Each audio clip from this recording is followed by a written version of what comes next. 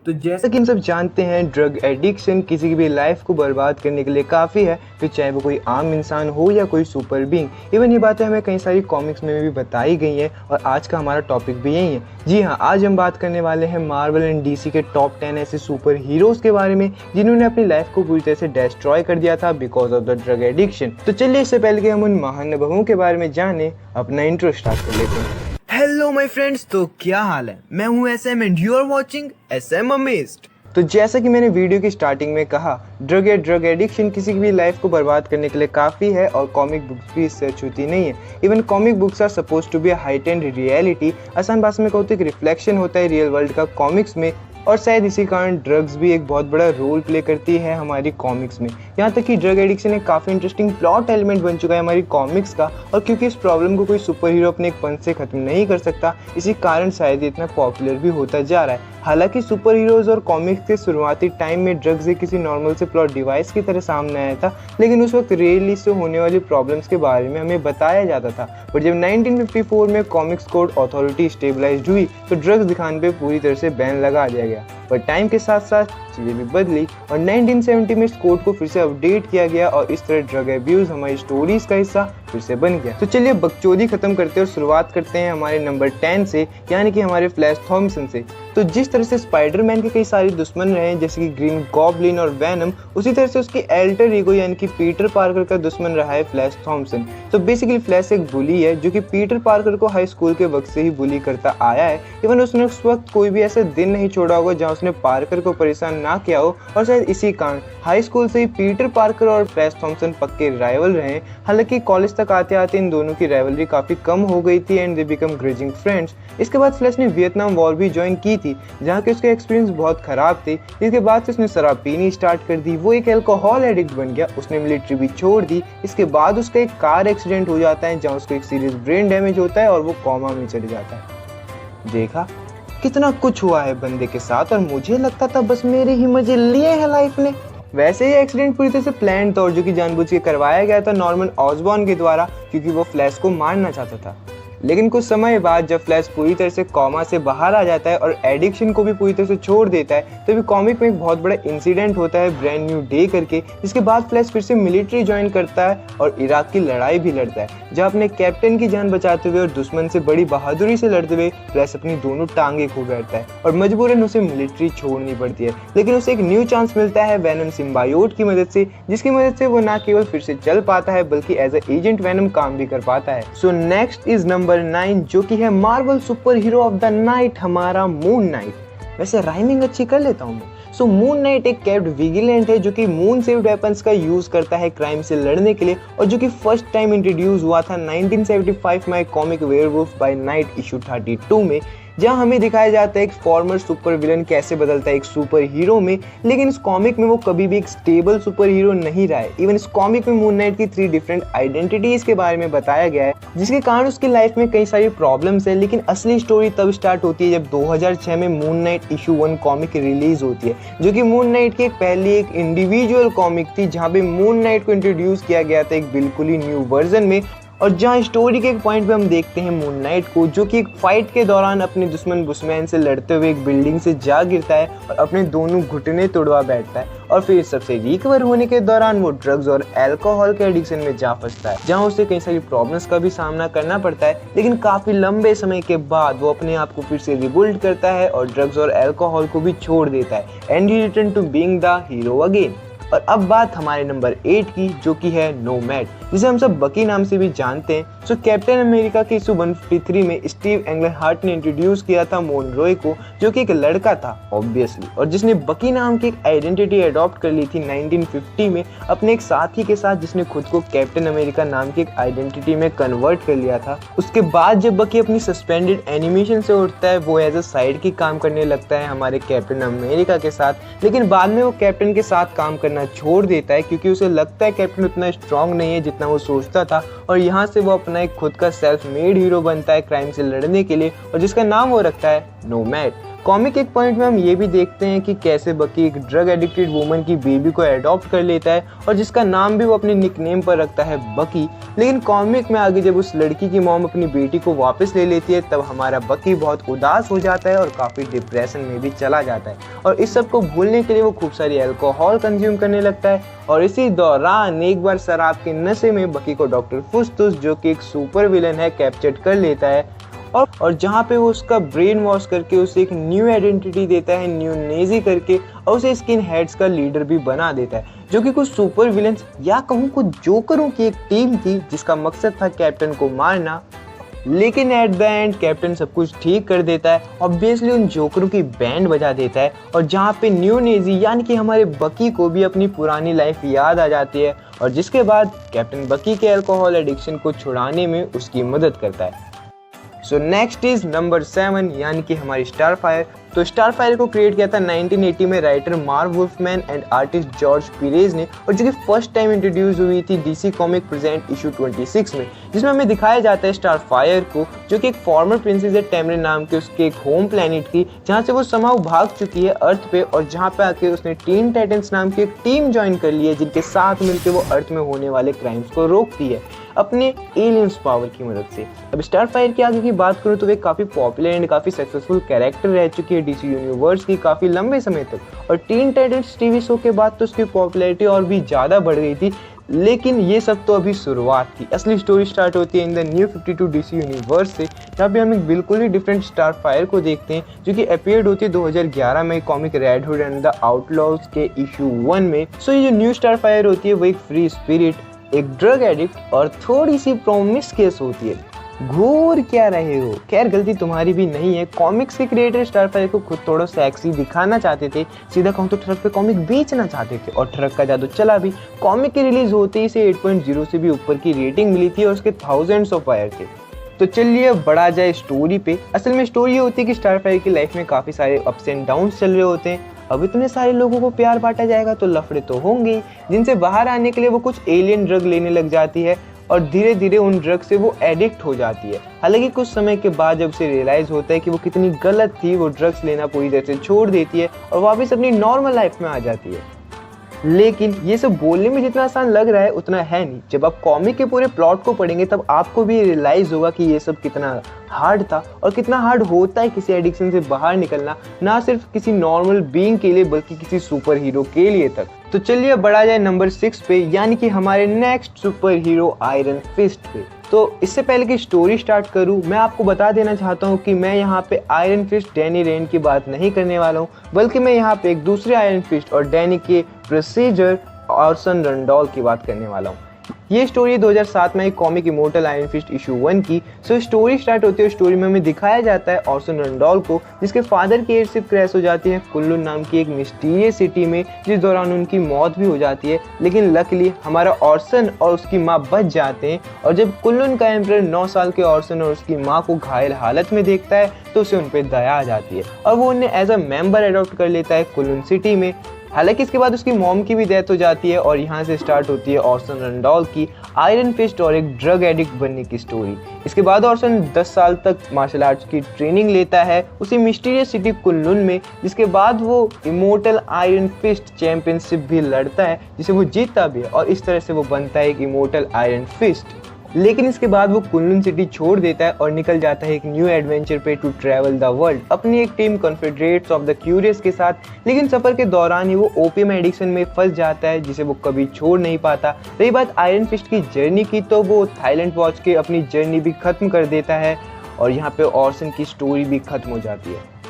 It is a very sad ending, लेकिन क्या करें, हमेशा सब कुछ ठीक भी तो नहीं हो सकता।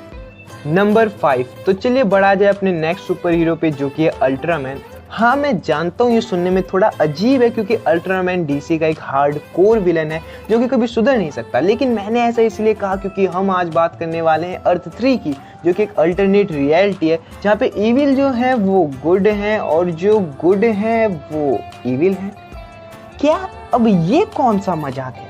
अरे यार टेंशन मतलब तुम्हारा भाई किस लिए बैठा है मैं बताऊंगा ना। तो असल में इसका मतलब ये हुआ कि भले अल्ट्रामैन हमारी अर्थ पे एक सुपर विलेन है, लेकिन इसी तरह की एक दूसरी अर्थ पे यानी कि अल्टरनेट रियलिटी के अर्थ 3 पे वो एक सुपर हीरो है, जहाँ पे वो क्राइम सिंडिकेट नाम की एक टीम का लीडर भी है जो कि अर्थ 3 पे होने वाले क्राइम्स को रोकते हैं। कितनी अजीब बात है ना। वैसे अल्ट्रामैन से जुड़ी एक और बात बता दूं कि वो सुपरमैन का ही एक अल्टरनेट वर्जन है और उसके पास सुपरमैन की सारी पावर्स भी हैं। लेकिन यहाँ पे एक डिफरेंस ये है कि अल्ट्रामैन अपनी सारी पावर्स क्रिप्टोनाइट से लेता है, अनलाइक सुपरमैन जो कि क्रिप्टोनाइट के सामने आते ही कमजोर हो जाता है। लेकिन यहाँ पे गौर करने वाली बात यह है कि अल्ट्रामैन क्रिप्टोनाइट से अपनी पावर लेता कैसे। दरअसल अल्ट्रामैन क्रिप्टोनाइट से पावर लेने के लिए उसे बड़े ही यूनिक वे में यूज करता है। इवन उसे यूज नहीं, वो उसको कंज्यूम करता है बड़े ही यूनिक वे में। और ये बात हमें 2013 में एक कॉमिक फॉरएवर इविल इशू 1 में पता चलती है, नाम तो बड़ा जेन्युइन है, जहाँ पे हमें ये भी पता चलता है कि kryptonite as a drug work करती है अल्ट्रामैन के लिए और उसे एज अ ड्रग डोज की तरह लेता भी है, जिसके लिए पहले वो क्रिप्टोनाइट को क्रश करता है, फिर अपनी हीट विजन से उसे वेपोर करता है और फिर उसे एज अ कोकेन स्नॉट कर लेता है। हालांकि इससे उसे पावर मिलती है और वो बड़े मजे से अपने होम प्लेनेट पे रहता है, लेकिन जैसे कि मैंने कहा ये उसके लिए एज अ ड्रग वर्क करती है और शायद इसी कारण उसे क्रिप्टोनाइट की एडिक्शन भी है, जिसके कारण वो हर समय क्रिप्टोनाइट के न्यू सोर्सेज ढूंढने में लगा रहता है जो कि ऑलरेडी बहुत कम बचे हैं। और हाँ, एक और बात, हालांकि क्रिप्टोनाइट का कोई बैड इफेक्ट नहीं पड़ता अल्ट्रामैन पर, लेकिन इस क्रिप्टोनाइट एडिक्शन ने उसे कई बार मुसीबतों में जरूर डाला है। Number 4, so next one is captain America. वैसे अगर टेक्निकली देखा जाए तो हमारा कैप्टन अमेरिका यानी कि स्टीव रॉजर्स हर वक्त ड्रग्स में रहता है, क्योंकि उसके शरीर में सुपर सोल्जर सीरम है जो कि खुद एक ड्रग है और जिसकी मदद से कैप्टन के पास आ जाती है enhanced speed, strength and agility. पर सुपर सोल्जर सीरम ने कैप्टन की लाइफ में कभी कोई प्रॉब्लम क्रिएट नहीं की, लेकिन इसके अपोजिट कैप्टन की लाइफ में इससे भी बड़े ड्रग रिलेटेड मूवमेंट हुए। और ये बात हमें पता चलती है 1990 में आई कॉमिक कैप्टन अमेरिका इशू 375 में, जहाँ पे कैप्टन अमेरिका एक क्रिस्टल मैथ की ड्रग की लैब में आया होता है जो कि किसी कारण से एक्सप्लोड हो जाती है और जहाँ कैप्टन को मैथ का एक हैवी डोज लग जाता है। मैथ के कैप्टन के शरीर में एंटर करते ही वो सुपर सोल्जर सीरम से जा मिलती है, जिसके कारण कैप्टन काफी एग्रेसिव हो जाता है और वो अपनी बॉडी पर भी अपना कंट्रोल खो बैठता है, जिसके बाद वो किंगपिन के डिनर के दौरान फालतू में डेयरडेविल को बहुत मार मारता है, जिसके कारण कैप्टन की रेपुटेशन काफी गिर जाती है। हालांकि बाद में वो ठीक हो जाता है और क्रिस्टल मैथ भी उसके शरीर से पूरी तरह से निकाल दी जाती है, लेकिन कैप्टन की लुटी हुई इज्जत का क्या, उसकी रेपुटेशन तो चली ही गई। नंबर 3 इज चमगादड़ मानव यानी कि हमारा बैटमैन। तो दोस्तों अब बात करी जाए अपने बैटमैन की, तो बैटमैन हमेशा से क्राइम और ड्रग से नफरत करता आया है, जो कि सही भी है, लेकिन उसने खुद भी अपनी लाइफ में एक बार ड्रग ली है और जो कि उसकी लाइफ की वर्स्ट मोमेंट में से एक है। सो ये स्टोरी है 1993 में रिलीज हुई comic legends of the dark night की, जहाँ स्टोरी स्टार्ट होती है और हमें दिखाया जाता है बैटमैन को जो कि बहुत उदास होता है और इवन सदमे में होता है, क्योंकि वो एक छोटी बच्ची को बचा नहीं पाता एक एक्सीडेंट के दौरान, जिसके कारण वो काफी टूट चुका होता है। इन सब से बाहर आने के लिए एक साइंटिस्ट उसे एक ड्रग ऑफर करता है जिसका नाम होता है वेनम, जिसे बैटमैन ले भी लेता है क्योंकि वो जल्द से जल्द इन सब से बाहर आना चाहता था। लेकिन बैटमैन ने जैसा सोचा था वैसा कुछ भी नहीं होता। इवन इस ड्रग को लेने के बाद बैटमैन आउट ऑफ कंट्रोल हो जाता है, अंटिल वो खुद को डिटॉक्स करने के लिए बैट केव में 1 महीने के लिए बंद कर देता है और एट द एंड सब कुछ ठीक हो जाता है। और जब बैटमैन केव से बाहर निकलता है तो वो तैयार होता है क्राइम और ड्रग डीलर्स को रोकने के लिए और उनसे लड़ने के लिए। लेकिन जो भी हो, जरा खुद ही सोचो 1 महीने के लिए गौतम सिटी का क्या हाल हुआ होगा। नेक्स्ट इज नंबर 2 जो कि है, अच्छा क्यों ना तुम उसे खुद ही गैस करो। एक हिंट देता हूँ, लव यू 3000। याद आया कुछ? हाँ मैं जानता हूँ अब तक तो तुम्हें पता चल ही गया होगा। So next super hero is iron man. तो आयरन मैन या कहूँ टोनी स्टार्क हमेशा से एक प्ले बॉय रहा है with a drink in his hand, लेकिन कॉमिक आयरन मैन इशू 124 में टोनी के साथ कुछ ऐसा होता है जिसके कारण वो एक अल्कोहल एडिक्ट बन जाता है। असल में होता यह है कि जस्टिन हैमर आयरन मैन के सूट में कुछ खराबी कर देता है जिसे काम को करने में वो माहिर है, जिसके कारण टोनी स्टार्क अपने सूट पर से अपना कंट्रोल खो बैठता है और एक आदमी को अपनी रिपल्सर ब्लास्ट से शूट कर देता है, जिस कारण उस आदमी की वहीं पे मौत हो जाती है। जब टोनी को ये पता चलता है और क्योंकि उसे ऐसा लगता है कि ये सब उसके कारण हुआ है, वो काफी उदास हो जाता है और इस हादसे को भुलाने के लिए वो खूब सारी शराब पीने लगता है। टोनी की हालत काफी खराब हो चुकी होती है और क्योंकि वो अपनी मेंटल स्टेट में भी नहीं होता है, इसलिए वो अपनी कंपनी और अपना सूट अपने पायलट दोस्त वॉर मशीन रॉक्स में एक्स सारे कैपिटल्स हाँ जी इन्हीं भाई साहब को रोडी रोड्स को कुछ समय के लिए दे देता है और खुद सड़कों पे शराब पी के पड़ा रहता है। ये आयरन मैन के डार्क टाइम्स में से एक था, लेकिन जब बाद में टोनी को ये पता चलता है कि ये सब हैमर का काम है, उस वक्त टोनी ये फैसला करता है कि वो इन सब बकवास चीजों को छोड़ देगा और हैमर के साथ क्या करेगा वो तो तुम सोच ही सकते हो। इसके बाद टोनी सबसे पहले लोगों को अपनी फेक डेथ दिखाता है ताकि उसे कुछ टाइम मिल सके, और फिर इसके बाद वो सस्पेंडेड एनिमेशन में चला जाता है ताकि वो एडिक्शन से बाहर निकल सके और पूरी तरह से हील हो सके। और फिर सस्पेंडेड एनिमेशन से और पूरी तरह से हील होने के बाद वो वापस कम बैक करता है अपने पावर सूट के साथ, और फिर अपनी कंपनी वगैरह और सूट्स रोड से लेने के बाद वो हैमर के पास जाता है और उसका तीनों पांचों कर देता है। अब इसे कहते हैं ना कम बैक, हीरो वाली एंट्री। इतना ही नहीं बल्कि बाद में हैमर को उसके किए की सजा भी मिलती है और वो कई सालों तक जेल में पड़ा रहता है। तो चलिए बढ़ा जाए अपनी लिस्ट के नंबर 1 सुपर हीरो पे, जो कि है रॉय हार्पर, और जो कि लिटरली भी नंबर 1 है क्योंकि इसने ना केवल खुद ड्रग एडिक्शन से फाइट किया बल्कि इसने औरों की भी मदद की है इस एडिक्शन से बाहर निकलने में। तो चलिए स्टार्ट करते हैं। ग्रीन लैंटर्न इशू 85 कॉमिक में हमें दिखाया जाता है रॉय हार्पर को, जिसकी फैमिली के बारे में कॉमिक में उतना कुछ बताया नहीं गया है। बस इतना ही बताया गया कि उसकी मदर नहीं थी और उसके फादर जो कि एक फॉरेस्ट रेंजर थे जंगल की आग में मारे गए थे, जहाँ पे लकली रॉय को नवाजो मेडिसिन चीफ ब्रेव बाओ रेस्क्यू कर लेता है, जो कि बाद में रॉय हार्पर को अपनी नवाजो ट्राइब में लेके जाता है और उसे अडॉप्ट कर लेता है। इसी दौरान जैसे जैसे रॉय बड़ा हो रहा होता है, ब्रेवाओ को रॉय की एक्स्ट्रा ऑर्डिनरी आर्चरी स्किल्स के बारे में पता चलता है, और उसी दौरान उसे ये भी पता चलता है कि उसे एक बीमारी और वो जल्द ही मरने वाला है। वो को पता होता है कि उसके मरने के बाद रॉय पूरी तरह से अकेला हो जाएगा, इसलिए वो ग्रीन एरो से कांटेक्ट करता है जो कि उसका दोस्त होता है, जहाँ पे ब्रेव बाओ अपनी पूरी बात ग्रीन एरो को बताता है और उसे रिक्वेस्ट करता है कि वो उसके मरने के बाद रॉय हार्पर को अपने साथ ले जाए। ग्रीन एरो मान जाता है और बो के मरने के बाद वो हार्पर को अडॉप्ट कर लेता है और हार्पर उसके साथ एज अ साइड की काम करने लग जाता है। यहाँ पे ग्रीन एरो हार्पर को एक नया नाम देता है स्पीडी, क्योंकि हार्पर की आर्चरी स्किल बहुत तेज होती है और बहुत अच्छी भी, जिसके बाद स्पीडी एरो के साथ मिलकर कई बड़े बड़े काम करता है और विलन्स की बैंड बजाता है। जहाँ पे स्पीडी लगभग अपना सारा समय ग्रीन लैंटर्न और ऑलिवर के साथ बिताता था। अब तुम लोग बोलोगे इस साला ऑलिवर कौन है? अरे यार ग्रीन एरो ही ऑलिवर है, जिस तरह गंगाधरी शक्तिमान था, समझ गए? और इसी दौरान एक बार ग्रीन लैंटर्न और ऑलिवर को कुछ काम से सिटी से बाहर जाना पड़ता है, जिनके जाने के बाद हमारा स्पीडी यानी कि रॉय हार्पर पूरी तरह से अकेला पकेला और थकेला हो जाता है। इसे अकेलेपन से बाहर निकलने के लिए हार्पर ड्रग्स लेने लग जाता है, आई मीन हीरोइन। ये वाली नहीं, ये वाली। और इस हीरोइन के ड्रग एडिक्शन में फंस जाता है, और उसके बाद जब ऑलिवर घर वापस आता है उसे हार्पर के हीरोइन कांड के बारे में पता चलता है, तो वो उसे घर से बाहर निकाल लेता है। और ये बेचारा किस्मत हारा यानी कि हमारा रॉय हार्पर पूरी तरह से अकेला हो जाता है, जिसके बाद हार्पर ये फैसला करता है और खुद से ये वादा करता है कि वो ड्रग्स पूरी तरह से लेना छोड़ देगा, जिसके बाद वो पूरी तरह से छोड़ता भी है। क्या सोचा था, नहीं छोड़ेगा। लेकिन हार्पर यहीं पे नहीं रुकता, वो दूसरों की भी मदद करता है ड्रग एडिक्शन से बाहर निकलने में। Even he become a counsellor to help others, और एट द एंड वो एक हीरो से भी बढ़कर काम करता है।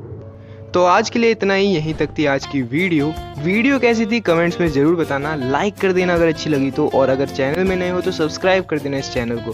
अगर प्यार बांटने में विश्वास रख दो तो शेयर कर देना इस चैनल को। अगली वीडियो भी जल्दी लाने की कोशिश करूंगा। हाँ मैं जानता हूँ ये वीडियो थोड़ी लेट थी, लेकिन तब तक के लिए मजे करो। ऐसे मम्मी देखो, जो करना है वो करो, बस खुश रहो। चलो बाय।